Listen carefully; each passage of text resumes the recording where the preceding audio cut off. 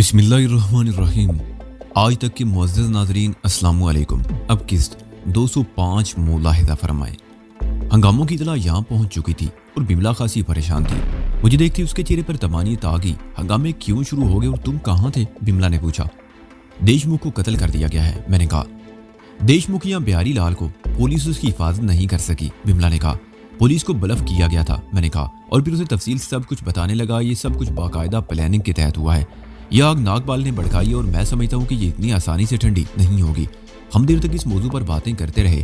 دیشمکھ ختم ہو گیا تھا، دھرتی کا بوجھ کچھ ہلکا ہو گیا تھا، لیکن مجھے افسوس اس بات کا تھا کہ میرے ہاتھ اس کی گردن تک نہیں پہنچ سکے تھے۔ شام کے وقت میں نے پولیس ہیڈ کوارٹر فون کیا تو پتہ چلا کہ ہنگامے شہر کے کچھ اور علاقوں تک پھیل گئے ہیں۔ پولیس ناگبال کو گرفتار کرنے کے لیے چھاپے مار رہی تھی، لیکن وہ آگ بھڑکانے کے بعد روپوش ہو گیا تھا۔ رات کو بھی شہر کے مختلف علاقوں میں بھلوائیوں اور پولیس کے بیچ آنکھ مچولی جاری ہے۔ وقفے وقفے سے فائرنگ اور دھماکوں کی آوازیں سنائی دیتی رہی ہیں۔ صبح ہوتے ہی ہنگاموں کا زور بڑھ گیا۔ 10 بجے کے قریب کاشما نے بتایا کہ پرتھوی چوک بھی ہنگاموں کی لپیٹ میں آ گیا تھا۔ اس چوک کے عین وسط میں کاری کا بہت بڑا مندر تھا۔ بھلوائیوں نے اس مندر کو لوٹ کر آگ لگا دی۔ یہاں ہنگامے میں ایک پجاری مارا گیا تھا۔ 11 بجے کے قریب بریندرا کا فون آ گیا۔ اس نے صورتحال سے آگاہ کرتے ہوئے سختی سے ہدایت کی کہ ہم ڈاک بنگلے سے باہر نہ نکلیں۔ میرے ذہن میں اچانک ہی پانڈے کا خیال آ گیا۔ پرسوں دوپہر کے بعد سے اس سے میرا رابطہ نہیں ہوا تھا۔ میں فون کے قریب آ گیا اور ریسیور اٹھا کر اس کا نمبر ملانے لگا۔ لائن ملنے میں زیادہ دیر نہیں لگی۔ کال مدھو مالا نے ریسیو کی۔ وہ مجھ سے بات کرتے رہنے پر مصر تھی اور بڑی مشکل سے اس نے پانڈے کو فون پر بلایا۔ ارے تم کہاں ہو ہمت سنگھ؟ میں تو تمہارے لیے پریشان تھا۔ سومبا سے بھی کوئی رابطہ نہیں۔ پانڈے نے میری آواز سنتے ہی کہا، میں فی الحال تو محفوظ ہوں، میں نے کہا، لیکن ہنگامے بڑی تیزی سے ہماری طرف بڑھ رہے ہیں۔ تم اس وقت کہاں ہو؟ پانڈے نے پوچھا۔ میں نے پولیس ڈاک بنگلے کا نام لیے بغیر اسے اپنی لوکیشن کا بتایا تو اس کی چیختی ہوئی آواز سنائی دی، فوراً نکلو وہاں سے۔ سنگا دربار، اس کے آس پاس واقع وزارت داخلہ کے دفاتر اور سپریم کورٹ کو گھیرے میں لیا جانے والا ہے۔ اس مرتبہ ناگبال کے ارادے بڑے خطرناک ہیں۔ تم بملا کو لے کر فوراً میری طرف آ جاؤ، لیکن پورا شہر بند ہے اور تمہیں شہر کی طرف جانے کی ضرورت نہیں۔ اس نے میری بات کاٹی۔ رنگ روڈ کی طرف سے نکل کر تری بھون ایئرپورٹ کے اوپر سے ہوتے ہوئے تم بودھ ناتھ کی طرف آ سکتی ہو۔ یہ راستہ لمبا ضرور ہے لیکن بالکل محفوظ ہے۔ تم فوراً یہاں پہنچنے کی کوشش کرو، اور ابھی بہت سی باتیں ہیں جو ٹیلی فون پر نہیں بتا سکتا۔ ٹھیک ہے، میں کوشش کرتا ہوں، میں نے جواب دیا۔ اگر نکلنے کا موقع نہ ملا تو فون کر دوں گا۔ میں نے ریسیور رکھ دی اور بملا سے مشورہ کرنے لگا۔ اسے ہنگاموں سے ڈر لگ رہا تھا۔ اسے جب یہ پتا چلا کہ وہ جگہ شہر سے بہت دور پہاڑیوں میں محفوظ مقام پر ہے تو وہ فوراً جانے کو تیار ہو گئی۔ میں نے پولیس ہیڈ کوارٹر فون کیا۔ اتفاق سے اعظم وہاں موجود تھا۔ پہلے تو میں اسی شہر کے حالات کے بارے میں دریافت کرتا رہا۔ اس کے کہنے کے مطابق صورتحال خاصی تشویشناک تھی۔ کھٹمنڈو میں بھارتی سفیر کے بیان نے بھی جلدی پر تیل کا کام کیا تھا۔ اس نے واشگاف الفاظ میں نیپالی سرکار کو دھمکی دی تھی کہ کھٹمنڈو میں پولیس کے ہاتھوں ایک انڈین MP کے قتل پر بھارت سرکار خاموش نہیں بیٹھے گی۔ نیپال سرکار نے اگرچہ بھارتی سفیر کے اس بیان پر احتجاج کیا تھا اور اس امر کی وضاحت بھی کر دی تھی کہ دیشمکھ غیر قانونی طور پر اس ملک میں داخل ہوا تھا، یا اس کی سرگرمیاں بھی مجرمانہ اور غیر قانونی تھی اور وہ پولیس کے ہاتھوں نہیں، جھڑپ کے دوران اپنے ہی گنڈوں کے ہاتھوں مارا گیا تھا۔ لیکن بھارت سرکار اس وضاحت سے مطمئن نہیں ہوئی تھی اور نہ ہی نیپال کے احتجاج کو بھی زیادہ اہمیت دی گئی تھی۔ اس کے برعکس بھارتی میڈیا سے اس واقعے کو خوب اچھالا جا رہا تھا۔ سیٹلائٹ چینلز پر بھارتی سیاست دانوں کے بیانات بھی کھٹمنڈو میں ان ہنگاموں کے پھیلاؤ کا باعث بن رہے تھے۔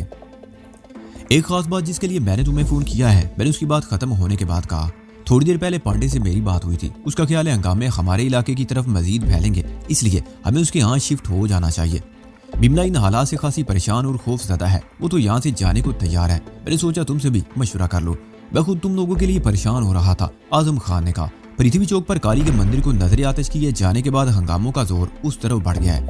سیکریٹریٹ اور دیگر تمام سرکاری دفاتر بھی اسی طرف ہے۔ بلوائی ان سرکاری عمارتوں پر حملے کا پروگرام بنا رہے ہیں۔ پولیس کا ڈاک بنگلہ بھی زد میں آ سکتا ہے جہاں تم لوگ ٹھہرے ہوئے ہو۔ اگر وہاں سے نکلنے کا موقع مل رہا ہے تو اس سے فائدہ اٹھاؤ، اور تم جہاں بھی جاؤ گے مجھے اطلاع دے دینا۔ اس نمبر پر پیغام چھوڑ دینا۔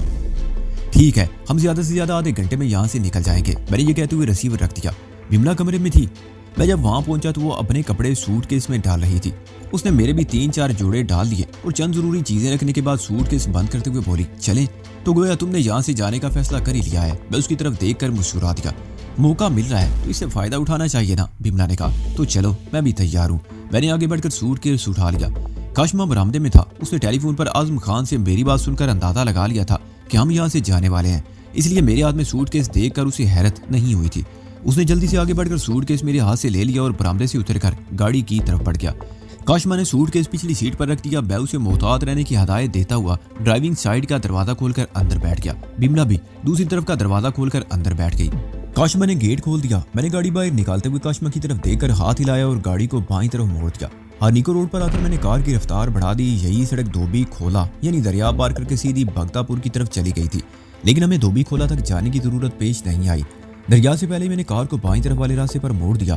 یہ سڑک تری بھون ایئرپورٹ کے پچھلی طرف پہاڑیوں میں بل کھاتی ہوئی بودھ ناتھ اور اسے آگے شمال میں مہادیو مندر کی طرف چلی گئی تھی.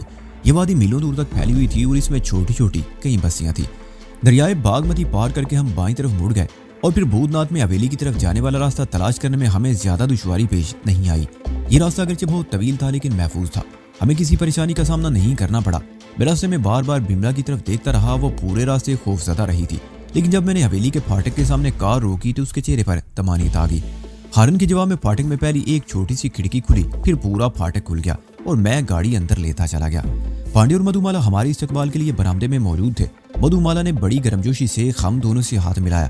حسب معمول اس کے بدن پر مختصر لباس تھا. مجھے وہ وقت یاد آ گیا جب جے پور میں میری بملا سے نئی ملاقات ہوئی تھی. وہ بھی اسی طرح مختصر لباس پہنا کرتی تھی اور بہت عرصے بعد اس میں یہ تبدیلی آئی تھی کہ وہ ڈھنگ کا لباس پہننے لگی تھی. مدھومالا کی دماغ کی بھی شاید کوئی گرا ڈھیلی تھی. اس وقت 12:30 بج رہے تھے. ہم وسیع و عریض لاؤنج میں بیٹھے تھے. پانڈے کے کہنے پر نیپالی خادمہ نے چائے بنا کر ہمارے سامنے رکھ دی. چائے کی چسکیاں لیتے ہوئے ہم شہر کی صورتحال پر تبصرہ کرتے رہے. پانڈے کے خیال میں یہ ہنگامے ابھی مزید کئی روز جاری رہیں گے کیونکہ ناگپال اس بار کھل کر سامنے آ گیا تھا. وہ خود تو کسی جگہ روپوش تھا, لیکن اس کے ذہن میں بجھے ہوئے بیانات روزانہ اخبار میں شائع ہو رہے تھے. تم تو ان کے سرکل میں داخل ہو چکے تھے, تمہیں شاید معلوم ہو کہ ناگپال کہاں چھپا ہوا ہے. میں نے پانڈے کی طرف دیکھتے ہوئے پوچھا. اس وقت لاؤنج میں صرف ہم دونوں رہ گئے تھے. مدھومالا بملا کو حویلی دکھانے کے لیے لے گئی. نہیں, پانڈے نے کہا. اس نے ایسے کچھ محفوظ ٹھکانے بنا رکھے ہیں اور اس کے چند خاص آدمیوں کے سوا ان کے بارے میں کوئی نہیں جانتا. البتہ تمہیں یہ جان کر حیرت ہوگی کہ جس روز یہ ہنگامہ شروع ہوا تھا اس وقت میں بھی دیش مکھ کے ساتھ تھا. ہنگامہ شروع ہونے سے تھوڑی دیر پہلے ناگپال کے ایک آدمی مجھے وہاں سے نکال لے گیا. کیا مطلب؟ میں نے الجھی ہوئی نظروں سے اسے دیکھا. بعد میں ناگپال کے اس آدمی دیا ناتھ نے مجھے بتایا کہ یہ منصوبہ ناگپال کا ہی تھا. جس روز MP بہاری لال یہاں پہنچنے والا ہو اسی روز دیش مکھ کو موت کے گھاٹ اتار دیا جائے اور اس کے قتل کا الزام پولیس پر تھوپ کر ہنگامے شروع کر دیے جائیں. تمام تیاری پہلے سے مکمل کر لی گئی تھی. دیش مکھ کو ناگپال ہی نے آمادہ کیا تھا کہ وہ ایک گینگ کے ساتھ بسنت پورہ میں ہنگامہ شروع کر دے. اس کے ذہن میں یہ بات ڈال دی گئی تھی کہ پولیس کی توجہ بسنت پورہ کے ہنگامے کی طرف مبذول ہو جائے گی تو دوسری طرف پارٹی اس وقت بہاری لال کو موت کے گھاٹ اتار دے گی جب وہ ایئرپورٹ سے نکل رہا ہوگا. دیش مکھ کچھ تذبذب کا شکار تھا, لیکن ناگپال کی بات نہیں ٹال سکتا تھا. اس بیچارے کو کیا معلوم تھا کہ یہ سارا اہتمام اسے موت کے گھاٹ اتارنے کے لیے کیا گیا تھا. دراصل پانڈے چند لمحوں کو خاموش ہوا, پھر بات جاری رکھتے ہوئے کہنے لگا. دراصل دیش مکھ ناگپال پر بوجھ بن گیا تھا. اسی وجہ سے روی اور اس کے 2-3 اور بہترین ساتھی مارے گئے تھے. ناگپال اس سے پیچھا چھڑانا چاہتا تھا اور اسی لیے بھی اس نے یہ منصوبہ بنایا تھا. ناگپال کو کسی طرح پتہ چل گیا کہ MP بہاری لال کھٹمنڈو آنے والا ہے. اس نے بہاری لال کا نام استعمال کیا. اس کا اصل منصوبہ یہی تھا کہ پولیس بہاری لال کی حفاظت کے چکر میں نکل جائے اور دوسری طرف دیش مکھ کو ٹھکانے لگانے کا موقع مل جائے گا. دیش مکھ جرائم پیشہ صحیح, لیکن وہ انڈیا کا MP تو تھا اور ہنگامے شروع کرنے کے لیے یہ بنیاد ہی کافی تھی. ناگپال واقعی بہت چالاک آدمی ہے. میں نے کہا. اگر دیش مکھ ناگپال کے ہاتھوں نہ مارا جاتا تو میں کسی وقت موقع پا کر اسے ٹھکانے لگا دیتا, پانڈے نے کہا. پانڈے کی اس بات پر میں چونکے بغیر نہ رہ سکا. میں زبان سے کچھ کہنے کی بجائے الجھی ہوئی نظروں سے اسے دیکھنے لگا. دیش مکھ واقعی مہا حرامی آدمی تھا, پانڈے کہہ رہا تھا. اسے یہ تو معلوم ہو گیا تھا کہ سارسکا کی پہاڑیوں میں کالی کے مندر سے خزانہ لے کر میں ہی بھاگا تھا. مجھ سے یہ خزانہ حاصل کرنے کا منصوبہ بنا رہا تھا. اس نے ٹیلی فون پر جے پور میں پنڈت موہن داس سے میرے بارے میں کچھ معلومات حاصل کی اور پھر موہن داس کو بھی یہاں آنے کے لیے کہا تھا. میں نہیں جانتا موہن داس کون ہے, لیکن اس کے نام کے ساتھ پنڈت کا لفظ ہی اس کے تعارف کے لیے کافی ہے. یہ تو اچھا ہوا کہ سالہ دیش مکھ مارا گیا, ورنہ میرے لیے پریشانیاں پیدا ہو جاتی. لیکن میرا خیال ہے تمہیں دیش مکھ کی موت کے بعد مطمئن نہیں ہونا چاہیے. میں نے کہا. پنڈت موہن داس نامی کوئی شخص اگر یہاں آنے والا ہے تو وہ تمہارے لیے مشکلات پیدا کر سکتا ہے. مجھے اس کا احساس ہے, پانڈے نے کہا. لیکن میں مطمئن اس لیے ہوں کہ میرے اس ٹھکانے کے بارے میں کسی کو معلوم نہیں, نہ دیش مکھ کے آدمیوں کو اور نہ ہی ناگپال کے آدمیوں کو. لیکن تمہارا وہ ہمدرد جس نے تمہیں یہ سب کچھ بتایا تھا, میں نے کہا, وہ بھی میرے اس ٹھکانے کے بارے میں کچھ نہیں جانتا. پانڈے مسکرایا. لیکن تم باہر نکلو گے, تمہیں آسانی سے شناخت کیا جا سکتا ہے. میں نے کہا. میں نے اس کا بھی بندوبست کر رکھا ہے. پانڈے مسکرایا. میں جب باہر نکلنے کے لیے میک اپ کروں گا تو تم بھی مجھے پہچان نہیں سکو گے. ادھر ہم لاؤنج میں بیٹھے باتیں کر رہے تھے, ادھر مدھومالا بملا کو حویلی دکھا رہی تھی اور پھر اچانک ہی بملا کی چیخ کی آواز سن کر میں اچل پڑا. یہ آواز حویلی کے پچھلی طرف سے آئی تھی. ہم دونوں اٹھ کر اس طرف دوڑ پڑے. حویلی کے اگبی برآمدے میں پہنچتے ہی میں رک گیا اور پھر میرے حلق سے بے اختیار کہکا ابل پڑا۔ مدھومالا نے بملا کو سوئمنگ پول میں دھکا دے دیا تھا اور اب خود بھی پانی میں چھلانگ لگانے کی تیاری کر رہی تھی۔ میں نے پانڈے کی طرف دیکھا، وہ بھی مسکرا رہا تھا اور ہم دونوں پھر اندر آ گئے۔ ہمیں اس حویلی میں رہتے ہوئے 4-5 روز ہو گئے۔ اسی دوران انسپکٹر اعظم خان بریندرا سے میرا فون پر مسلسل رابطہ رہا۔ ان سے نہ صرف شعبہ کے بارے میں بلکہ شہر کی صورتحال کا بھی پتہ چلتا رہا تھا۔ ہنگامے دم توڑ چکے تھے اور شہر بتدریج پرسکون ہو رہا تھا۔ اور پھر اس روز شام سے ذرا پہلے پانڈے نے شہر جانے کا پروگرام بنا لیا۔ اس نے جو میک اپ کیا وہ واقعی بڑے کمال کا تھا اور حقیقت یہ ہے کہ اس میک اپ میں بھی اسے پہچان نہیں سکا تھا۔ نہ صرف اس کا چہرہ بدل گیا تھا بلکہ وہ حلیے سے بھی نیپالی لگ رہا تھا۔ سفید چوڑی دار پاجامہ، اس پر پھولدار کرتا، کالے رنگ کا ہاف کوٹ، سر پر کالے رنگ کی گول ٹوپی جس پر گولڈن ستارے تھے۔ اس نے کانٹیکٹ لینس لگا کر آنکھوں کا رنگ بھی بدل دیا تھا۔ وہ بھی پانڈے کے ساتھ ہو لیا۔ یوں تو مدھوبالا اور بملا بھی ہمارے ساتھ جانے کو تیار تھی، لیکن ہم نے انہیں ساتھ لے جانا مناسب نہیں سمجھا۔ پانڈے کی گاڑی بہت شاندار تھی۔ اس کے کہنے کے مطابق یہ گاڑی اس نے چند مہینے پہلے خریدی تھی۔ اس کا ایک جاننے والا کچھ منافع دے کر یہ گاڑی خریدنا چاہتا تھا مگر اس نے انکار کر دیا۔ شہر کے حالات بڑی حد تک پرسکون تھے۔ ہم خریگوا ڈسٹرکٹ کی طرف شہر میں داخل ہوئے۔ اس علاقے کی تقریباً ساری دکانیں کھلی ہوئی تھیں، ریسٹورنٹ بھی آباد تھے، سڑکوں پر لوگوں کی آمد و رفت تھی، لیکن فضا میں ٹینشن بھی محسوس کی جا سکتی تھی۔ اس وقت سورج غروب ہونے میں تقریباً آدھا گھنٹہ باقی تھا۔ پانڈے نے احتسار روڈ آگے لال دربار کے قریب یاک اینڈ ہیتی ہوٹل کے سامنے گاڑی روک لی۔ یہ ایک بڑا رہائشی ہوٹل تھا، اس کا ایک اپنا پارکنگ لاٹ بھی تھا، لیکن پانڈے نے گاڑی باہر روکی۔ مجھے گاڑی میں بیٹھے رہنے کا اشارہ کر کے وہ خود نیچے اتر کر نپے تلے قدم اٹھاتا ہوا ہوٹل میں داخل ہو گیا۔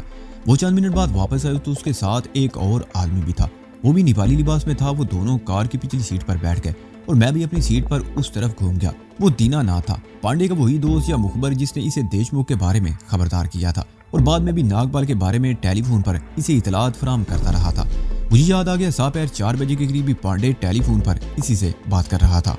فون پر بات نہیں ہو سکتی تھی۔ اب ذرا تفصیل سے بتاؤ وہ کون لوگ ہیں اور کہاں ٹھہرے ہوئے ہیں؟ پانڈے نے اس کے چہرے پر نظریں جماتے ہوئے پوچھا۔ وہ 3 آدمی ہیں، دینا ناتھ نے جواب دیا، لیکن ناگپال سے ملاقات کے لیے ایک ہی آدمی آیا تھا جس نے اپنا نام دین دیال بتایا تھا۔ ناگپال کہاں ہے؟ پانڈے نے اسے ٹوک دیا۔ نارا دیوی روڈ والی بلڈنگ میں، دینا ناتھ نے جواب دیا۔ دین دیال کو ناگ دیال ہی کا ایک قریبی آدمی لے کر آیا تھا۔ دین دیال نے ناگپال کو پیشکش کی تھی کہ اگر وہ تمہیں پکڑ کر اس کے حوالے کر دے تو وہ مندر سے لوٹی ہوئی دولت کا آدھا حصہ اسے دے دے گا۔ وہ چند لمحوں کو خاموش ہوا، پھر کہنے لگا، دین دیال جب وہاں سے رخصت ہوا تو میں نے اس کا پیچھا شروع کر دیا۔ وہ کلاک ٹاور کے قریب ایک 3rd کلاس ہوٹل میں ٹھہرا ہوا ہے، اس کے ساتھ 2 آدمی اور بھی ہیں۔ میں ناگپال کے بارے میں سننا چاہتا ہوں۔ اس نے دین دیال کو کیا جواب دیا تھا؟ پانڈے نے پوچھا۔ اس کا جواب واضح نہیں تھا۔ اس نے دین دیال کو انتظار کرنے کو کہا تھا، دینا ناتھ نے جواب دیا۔ ان کی ملاقات کب ہوئی؟ پانڈے نے پوچھا۔ کل رات کو، دینا ناتھ نے جواب دیا۔ دین دیال نے کہا تھا کہ وہ دیشمکھ کی طرف سے اطلاع ملنے پر یہاں آئے ہیں۔ میں تو تمہیں کل رات ہی بتانا چاہتا تھا مگر میرے پاس تو تمہارا فون نمبر بھی نہیں ہے۔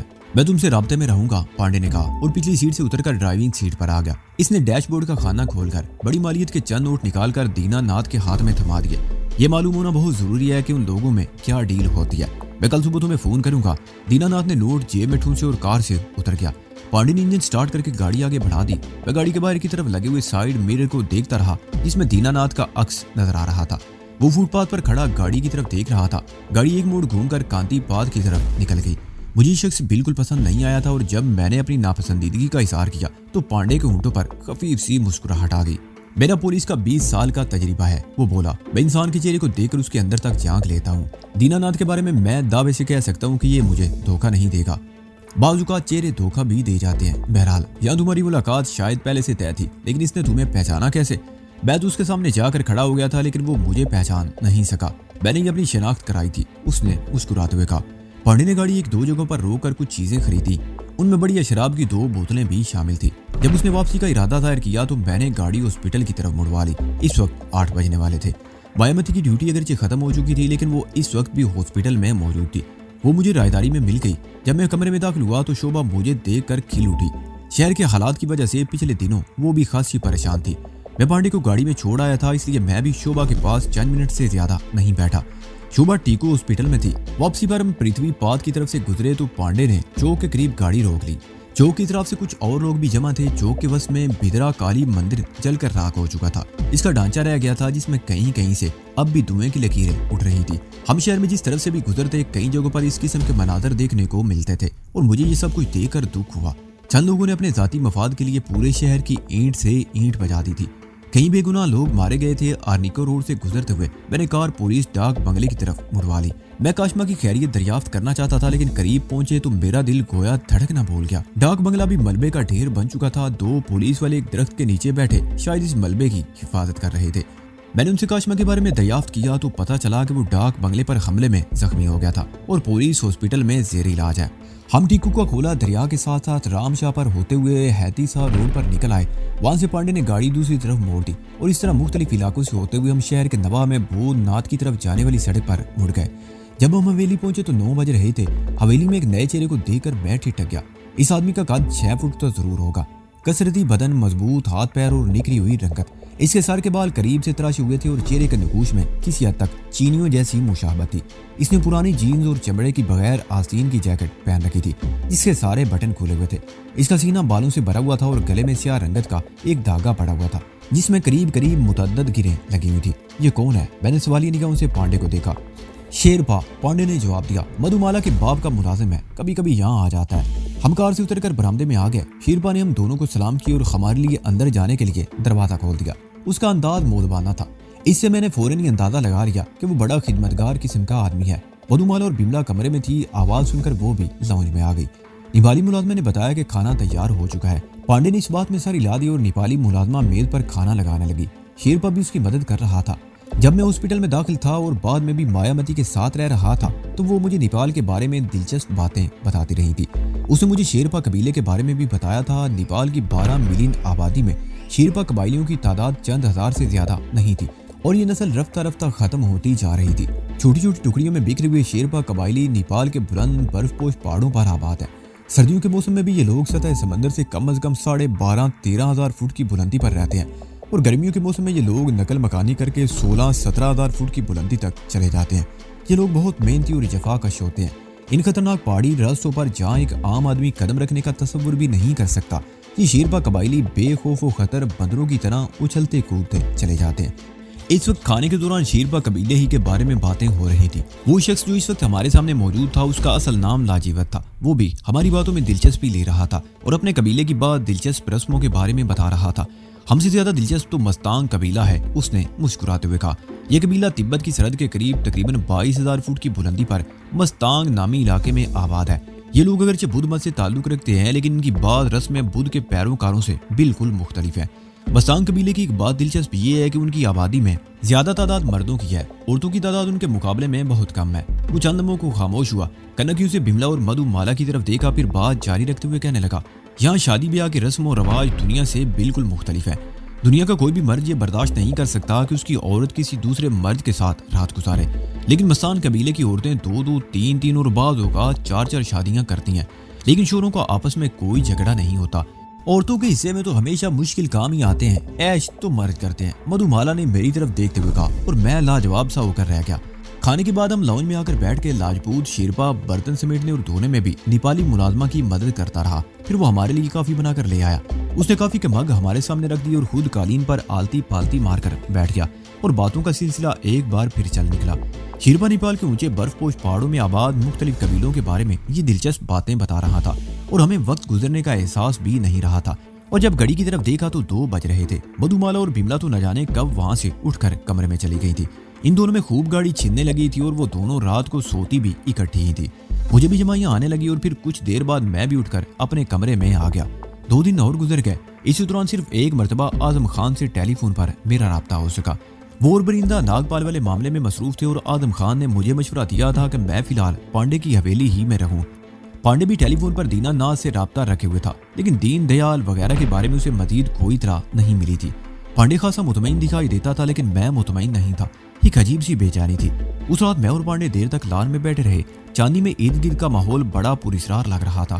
ہماری گفتگو کا موضوع ناگپال ہی تھا۔ دیش مکھ ختم ہو چکا تھا۔ میں جس مشن پر اس کے پیچھے آیا تھا وہ پورا ہو چکا تھا۔ شعبہ کو اس کے چنگل سے چھڑا لیا گیا۔ دیش مکھ بھی اپنے انجام کو پہنچ چکا تھا۔ اصولی طور پر مجھے شعبہ کو لے کر ہندوستان واپس چلے جانا چاہیے تھا، لیکن یہاں کچھ اور نئے مسائل سامنے آ گئے تھے اور مجھے ایسا خدائی فوجدار ان سے نظریں نہیں چرا سکتا تھا۔ انسپکٹر اعظم خان نے شعبہ والے معاملے میں میری بڑی مدد کی تھی۔ وہ اپنے ایک مشن پر یہاں آیا تھا اور مجھے ان سیاسی معاملات سے کوئی دلچسپی نہیں تھی۔ ناگپال یہاں بہت اونچا سیاسی کھیل کھیل رہا تھا اور مجھے صرف ان معاملات سے دلچسپی تھی جن کے لیے یہ کھیل کھیلا جا رہا تھا، اور بے گناہوں کو موت کے گھاٹ اتارا جا رہا تھا۔ میں نے طے کر لیا تھا کہ جنرل کھوراٹ کو کم از کم اس خطے میں اس گھنونے مقصد میں کامیاب نہیں ہونے دوں گا جس کے لیے راہ ہموار کی جا رہی تھی، لیکن ان ہنگاموں کی وجہ سے ساری گڑبڑ ہو گئی تھی۔ میں شہر سے دور اس حویلی میں دبک کر بیٹھ گیا۔ سومبا وغیرہ سے بھی میرا کوئی رابطہ نہیں رہا تھا۔ پانڈے کو ناگوال سے صرف اس حد تک دلچسپی تھی کہ وہ اپنا بچاؤ کرنا چاہتا تھا۔ چانگلی کے بارے میں بھی مجھے کچھ معلوم نہیں تھا کہ وہ کن سرگرمیوں میں مصروف ہے۔ یہ سب کچھ سوچتے ہوئے میں نے حویلی سے باہر نکلنے کا فیصلہ کر لیا۔ اگلے روز 5 بجے کے قریب میں اکیلا ہی اپنی گاڑی پر حویلی سے نکل گیا۔ شہر کی رونق لوٹ آئی، لوگ سب کچھ بھول گئے تھے۔ سب سے پہلے میں نے ہاسپٹل کا رخ کیا۔ شوبہ اب پہلے سے بہت بہتر تھی، اس کے چہرے پر ہلکی سی سرخی نظر آنے لگی تھی۔ میں 7:30 بجے تک شوبہ کے پاس بیٹھا رہا اور جب واپسی کے لیے روانہ ہوا تو مایا متی بھی میرے ساتھ تھی۔ ہم نے ایک ریسٹورنٹ میں چائے پی، پھر مایا متی کو اس کے فلیٹ پر چھوڑا اور میں ریڈ لائٹ ایریا کی طرف نکل آیا جہاں پہلی مرتبہ سومبا سے ملاقات ہوئی تھی۔ سومبا اس علاقے میں نہیں تھا، تاہم اس کے ایک اور آدمی سے سامنا ہو گیا جو مجھے گھنٹہ گھر چوک پر لے آیا۔ سومبا اپنے 2 آدمیوں کے ساتھ ایک ریسٹورنٹ میں بیٹھا ہوا تھا۔ یہ نہایت گھٹیا سا ریسٹورنٹ تھا اور اس کے اوپر 3 منزلہ مکان تھا جس میں رہائشی ہوٹل قائم تھا۔ یوں تو رہائشی ہوٹل میں آمد و رفت کے لیے الگ راستہ تھا، لیکن ریسٹورنٹ کے اندر سے بھی راستہ موجود تھا۔ میں سومبا سے باتیں کر رہا تھا کہ زینے سے 2 آدمیوں کو اترتے دیکھ کر چونک گیا۔ ایک تو لمبا تڑنگا اور ہٹا کٹا آدمی تھا، سر گنجا، آنکھیں سرخ اور مونچھیں اس طرح گچھے دار تھیں جیسے گلیریوں کی دمیں چپکا رکھی ہوں، اور دوسرا آدمی دینا ناتھ تھا، پانڈے کا مخبر اور دوست۔ دراصل میں اسی کو دیکھ کر چونکا تھا۔ دینا ناتھ نے مجھے نہیں دیکھا تھا، وہ اس لمبے تڑنگے آدمی کے ساتھ باہر نکل گیا تھا۔ میرے دماغ میں سنسناہٹ ہونے لگی۔ وہ لمبا تڑنگا آدمی یا تو دین دیال تھا یا اس کا ساتھی، لیکن دینا ناتھ کو اس کے ساتھ دیکھ کر مجھے اندازہ لگانے میں دشواری پیش نہیں آئی کہ اندر ہی اندر کیا کھچڑی پک رہی ہے۔ میں نہیں چاہتا تھا کہ دینا ناتھ واپس آئے اور مجھے دیکھ لے۔ میں سومبا کو لے کر اٹھ گیا اور گاڑی میں بیٹھ کر ہم اس علاقے سے بہت دور ایک اور ریسٹورنٹ میں بیٹھ گئے۔ اب سب سے پہلے تمہیں چانگلی کے بارے میں معلوم کرنا ہے، میں نے سومبا کے چہرے پر نظریں جماتے ہوئے کہا۔ وقت گزرتا گیا تو انہیں یہاں قدم جمانے کا موقع مل جائے گا۔ میں نے اس چینی کا ٹھکانہ معلوم کر لیا تھا، لیکن اسی روز ہنگامے شروع ہو گئے۔ اتفاق سے کل میں اس طرف گیا تھا لیکن وہ کہیں اور چلا گیا۔ میں 1-2 دن میں معلوم کر لوں گا، لیکن تمہیں کہاں اطلاع دی جائے؟ وہ خاموش ہو کر مجھے دیکھنے لگا۔ تم مجھے اپنا ایسا کوئی پتہ بتا دو جہاں روزانہ کم سے کم 1 گھنٹہ خود موجود رہو، میں نے کہا۔ میں روزانہ شام 6 سے 8 بجے کے دوران اس نمبر پر موجود رہوں گا۔ سومبا نے ایک کاغذ پر نمبر لکھ کر میری طرف بڑھا دیا۔ یہ دربار اسکوائر کے ایک ریسٹورنٹ کا نمبر ہے، میرا نام بتاؤ گے تو مجھے فوراً ہی بلا لیا جائے گا۔ ایک بات اور، میں نے کاغذ جیب میں رکھتے ہوئے کہا، دینا ناتھ کو جانتے ہو؟ ہم پہلے جس ریسٹورنٹ میں بیٹھے ہوئے تھے میں نے اسے وہاں دیکھا تھا اور میرا خیال ہے تم اسی کی وجہ سے وہاں سے اٹھ گئے تھے۔ سومبا نے کہا، ہاں ٹھیک سمجھے، وہی دینا ناتھ۔ میں نے کہا، اپنا ایک آدمی اس کی نگرانی پر لگا دو، میں اس کی سرگرمیوں سے آگاہ رہنا چاہتا ہوں۔ ٹھیک ہے، یہ کام تو میں آج ہی شروع کروا دیتا ہوں۔ وہ رات 9 بجے کے بعد عام طور پر اندرا چوک کے آس پاس ہی رہتا ہے۔ ٹھیک ہے، میں چلتا ہوں۔ میں نے سیٹ چھوڑ دی اور سومبا سے ہاتھ ملا کر گاڑی میں بیٹھ گیا۔ سومبا وہیں بیٹھا رہ گیا۔ میری گاڑی شہر سے نکل کر بود ناتھ کی طرف جانے والی سڑک پر دوڑنے لگی۔ اس وقت 9 بج رہے تھے۔ یہ سڑک بالکل سنسان تھی، پورے راستے میں صرف ایک گاڑی سامنے آتی ہوئی ملی تھی۔ حویلی والے راستے پر مڑتے ہی میں نے کار روک لی۔ چاندنی رات میں اونچے ٹیلے پر حویلی کا حوالہ بڑا پراسرار منظر پیش کر رہا تھا۔ اگر ایسے میں اچانک ہی عورتوں کے بین کرنے، رونے اور چیخنے کی آوازیں سنائی دینے لگے تو پتا پانی ہو جائے۔ میں کافی دیر حویلی کی طرف دیکھتا رہا اور پھر گاڑی آگے بڑھا دی۔ اس رات میں نے پانڈے کے سامنے دیا ناتھ کے حوالے سے اپنے خدشات کا اظہار کر دیا۔ اس کی پیشانی پر سلوٹیں اوپر آئیں۔ کیا تمہیں یقین ہے کہ وہ دینا ناتھ ہی تھا؟ اس نے میرے چہرے پر نظریں جما دی۔ میں جو چہرہ ایک مرتبہ دیکھ لیتا ہوں اسے کبھی نہیں بولتا، میں نے جواب دیا۔ دینا ناتھ کو اس شخص کے ساتھ دیکھ کر مجھے شبہ نہیں، یقین ہو گیا ہے کہ وہ تمہارے خلاف کچھ کر رہا ہے۔ اس حقیقت کا اعتراف تو تم بھی کرو گے کہ دولت میں بڑی طاقت ہوتی ہے۔ ہر شخص دولت حاصل کرنا چاہتا ہے۔ تم نے دولت کے لیے اپنی ساری زندگی کی نیکیوں پر پانی پھیر دیا تھا۔ تم جیسا فرض شناس اور دیانتدار شخص دولت کے لالچ میں آ سکتا ہے تو دینا ناتھ جیسے شخص کی کیا حیثیت ہے؟ وہ لوگ تو ہیں ہی دولت کے پجاری، چرس اور ہیروین بیچنے والے، 1-1 روپے کے لیے لڑنے والے۔ انہیں صرف اور صرف دولت سے محبت ہے، کسی کی زندگی کی انہیں کوئی پرواہ نہیں۔ پچھلے دنوں اس شہر میں جو کچھ بھی ہوا ہے سب کچھ دولت کی ہوس ہی میں تو ہوا ہے۔ میں چند لمحوں کو خاموش ہوا، پھر بولا، دینا ناتھ تو ناگپال کے ایک معمولی سا کارندہ ہے۔ ایسے لوگ تو جلد لالچ میں آ جاتے ہیں۔ میرا اندازہ ہے کہ دین دیال نے دینا ناتھ کو لالچ دیا ہوگا۔ ہو سکتا ہے کہ اس سے کوئی حصہ طے ہو گیا ہو اور دینا ناتھ نے ان کا ساتھ دینے کا ارادہ کر لیا ہو۔ میں نے جب پہلی بار اسے دیکھا تو اپنے خدشات کا اظہار کر دیا تھا اور اب پھر تمہیں خبردار کر رہا ہوں، ایسے لوگوں سے ہوشیار رہنے کی ضرورت ہے۔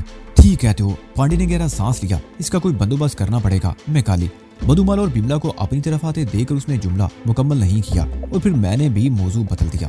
اس رات کھانا کھانے کے بعد مدھومالا پانڈے کو لے کر اپنے کمرے میں گھس گئی اور میں بملا کو لے کر اوپر ایک کمرے میں آ گیا۔ تھوڑی دیر بعد شیرپا بھی وہاں پہنچ گیا۔ وہ مجھ سے کچھ زیادہ ہی مانوس ہو گیا تھا اور اس کی زیادہ گپ شپ میرے ساتھ ہی ہوتی تھی۔ वो बेड के करीब कालीन पर आलती पालती मार कर बैठ गया और नेपाल के बर्फपोश पहाड़ों में आबाद मुख्तलिफ कबीलों के बारे में मेरी मालूमात में इजाफा करने लगा। 12 बजे के करीब शिरपा नीचे चला गया तो मैंने कमरे का दरवाजा फेर दिया और खिड़की में खड़े होकर नशे में दूर तक फैली हुई वादी को देखने लगा। चांदनी रात में वादी का ये मंदिर बड़ा दिलचस्पी था और दिलफरेब भी। मैं काफी देर तक खिड़की के सामने खड़ा रहा, फिर मुड़कर बेड की तरफ आ गया। बिमला सो चुकी थी। वो इस तरह आड़ी तिरछी फैली हुई थी कि मैं लेटना चाहता तो उसे एक तरफ हटाना पड़ता। मैंने उसे डिस्टर्ब करना मुनासिब नहीं समझा और सीटी पर लेट गया और फौरन ही मेरी आंखें बंद हो गई। चीख की आवाज सुनकर मेरी आंख खुल गई। मैंने बिमला की तरफ देखा। मेरा ख्याल था कि वो कोई डरावना ख्वाब देखते हुए नींद में चीखी होगी, लेकिन वो पुरसुकून और गहरी नींद सो रही थी। मैंने दीवार पर लगी हुई घड़ी की तरफ देखा। 3:30 बज रहे थे। मेरे दिमाग में सनसनाहट होने लगी। वो नुस्वानी चीख शायद मेरा वहम थी। मैं दोबारा लेट गया, लेकिन उसी लम्हे चीख की आवाज दोबारा सुनाई थी।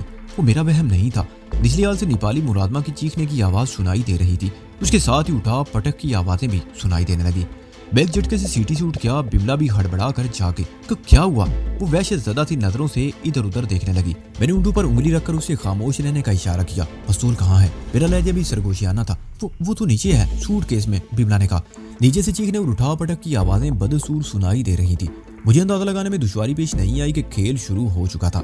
मैंने बिमला को कमरे में रहने का इशारा किया और बड़ी आहिस्तगी से दरवाजा खोलकर बाहर आ गया। उसी लम्हे फायर और उसके साथ एक नुस्वानी चीख की आवाज गूंजी। वो नेपाली मुरादमा की चीख थी। मधुमाला की चीखने की आवाजें भी बदसूर सुनाई दे रही थी। मैं हाल में दबे कदमों बालकनी की तरफ बढ़ने लगा। मैं रेलिंग के करीब पहुंचकर रुक गया। मैंने नीचे झांका, लेकिन वहां कुछ दिखाई नहीं दिया। मैं जीने की तरफ आ गया। चंद सीढ़ियां उतरकर मैंने बालकनी की छत के नीचे झांका तो मुझे अपना दिल सीने की बजाय कनपटियों में धड़कता हुआ महसूस हुआ। वो 3 आदमी थे और मेरे खदशात बिल्कुल दुरुस्त साबित हुए। उनमें एक दीनानाथ था, दूसरा वही लंबा तिरंगा दीन दयाल जिसके साथ दीनानाथ को रेस्टोरेंट से निकलते हुए देखा था।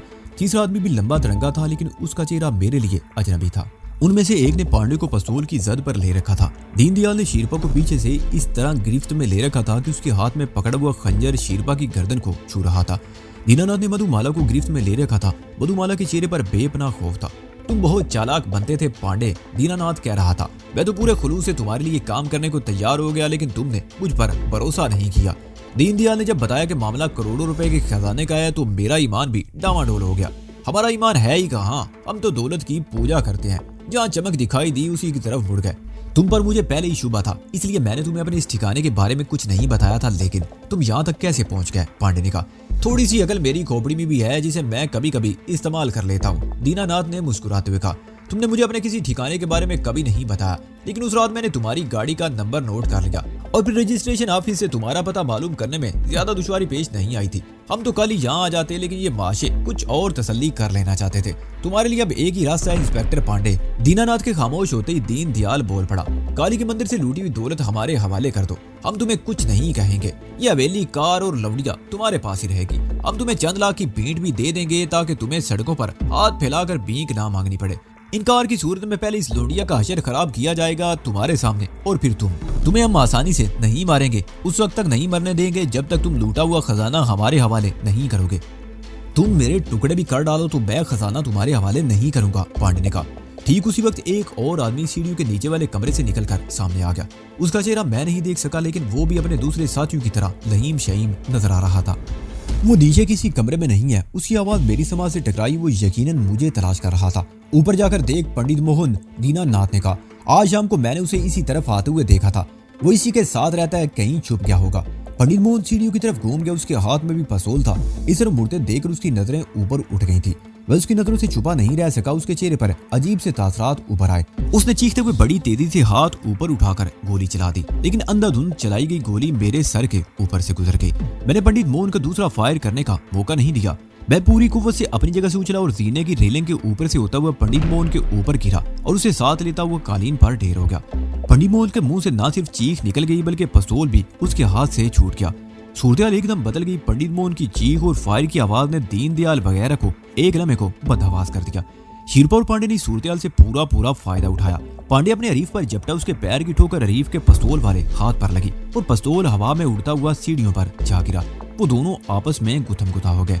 شیرپا نے بھی اپنے حریف کو پلٹ دیا. دین دیال اس کے اوپر سے کلابازی کھاتا ہوا پشت کے بل دب سے گرا. شیرپا اٹھ کر اس پر حملہ کرنا چاہتا تھا کہ دینا ناتھ نے مدھو مالا کو چھوڑ کر اس کی کھوپڑی پر زوردار ٹھوکر رسید کر دی. شیرپا لڑکڑاتا وہ پیچھے گرا. دین دیال کا خنجر اگرچہ اس کے ہاتھ میں نہیں رہا تھا لیکن اس نے شیرپا پر چھلانگ لگا دی. اسی وقت دینا ناتھ بھی شیرپا کی طرف جھپٹا. شیرپا بڑی خوبصورتی سے ان دونوں کا مقابلہ کر رہا تھا. میرا حریف پنڈت موہن مجھ سے اس طرح لپٹا ہوا تھا کہ میں اپنے ہاتھوں کو حرکت نہیں دے سکتا تھا. میں آہستہ آہستہ آگے جھکتا چلا گیا. پنڈت موہن میرے اوپر سے سامنے قالین پر گرا. میں نے اٹھنے کی کوشش کی تو موہن نے میرے نیچے پڑے پڑے میرے سینے پر زوردار ٹھوکر رسید کر دی. میں پشت کے بل گر گیا. موہن نے دین دیال والا خنجر اٹھا لیا اور مجھ پر حملہ آور ہو گیا. میں اس وقت دونوں کونیاں زمین پر ٹکائے اٹھنے کی کوشش کر رہا تھا. پنڈت موہن نے خنجر کو تلوار کی طرح پکڑ کر میرے سینے پر وار کر دیا اور پھر جو کچھ بھی ہوا وہ حیرت انگیز تھا. خنجر میرے سینے پر لگا تو چھناکے کی ایسی آواز سنائی دی جیسے لوہے سے لوہا ٹکرا ہو. خنجر میرے سینے پر لگا تو چھناکے کی ایسی آواز سنائی دی جیسے لوہے سے لوہا ٹکرایا ہو. پنڈت موہن کے ہاتھ کو بھی اسی طرح زوردار جھٹکا لگا جیسے اس کا ہاتھ بجلی کے ننگے تار کو چھو گیا ہو. وہ خود بھی پیچھے الٹ گیا. اس کی آنکھوں میں بے پناہ وحشت ابھر آئی. میں ایک جھٹکے سے اٹھ کر کھڑا ہو گیا. میرا ہاتھ غیر ارادی طور پر اپنے گلے کی طرف اٹھ گیا. میری انگلیاں اس پراسرار مالا کو چھونے لگی جو نیل گری اس روز اپنی یاد کے طور پر چھوڑ گئی تھی.